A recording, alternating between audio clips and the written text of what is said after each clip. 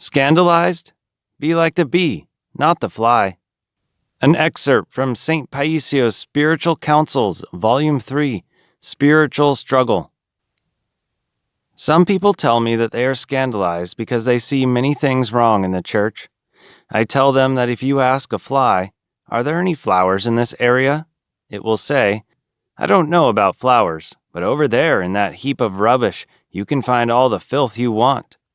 And it will go on to list all the unclean things it has been to. Now, if you ask a honeybee, "Have you seen any unclean things in this area?" it will reply, "Unclean things? No, I have not seen any. The place here is full of the most fragrant flowers." And it will go on to name all the flowers of the garden or the meadow. You see, the fly only knows where the unclean things are, while the honeybee knows where the beautiful iris or the hyacinth is. As I have come to understand, some people resemble the honeybee and some resemble the fly. Those who resemble the fly seek to find evil in every circumstance and are preoccupied with it. They see no good anywhere. But those who resemble the honeybee only see the good in everything they see. The stupid person thinks stupidly and takes everything in the wrong way, whereas the person who has good thoughts, no matter what he sees, no matter what you tell him, maintains a positive and good thought. Once, a high school student came to my Kalevi and knocked on the metal knocker on the door. Even though I was reading a stack of letters at the time, I decided to go and see what he wanted. "What is it you want, my son?" I asked. "Is this the Kalevi of Father Paisios?" he asked me, adding, "I want to see Father Paisios." "This is his Kalevi, but he's not here. He went to buy cigarettes," I told him. "It looks like he must have gone to help someone," he responded with a good thought. "He went to buy the cigarettes for himself," I told him. "He smoked them all and was desperate for a cigarette. He left me here all alone, and I don't know when he'll be back.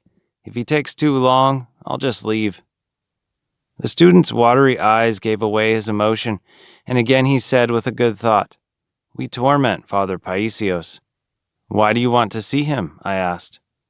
"I just want to receive his blessing," he said. "What blessing do you expect to receive from him, you fool? He's deluded. I know him well. There's no grace in him. Don't waste your time waiting for him to return. He'll be grouchy. He may even be drunk, because he drinks too." In spite of all this, the young man was still having good thoughts. Finally, I told him, "I will wait for him a little longer. What do you want me to tell him?" "I have a letter to give him," he said, "but I will wait so I can also receive his blessing." You see, no matter what negative things I related, he took them all with a good thought. When I told him about the need for cigarettes, his eyes began to well up with tears. "Who knows," he thought. "He must have gone to help someone." Other people are well educated and read a great deal, but they still don't have the good thoughts of that young student. You demolish his thought, and he immediately creates a better thought and draws an even better conclusion. I marveled at him. It was the first time I saw such a thing.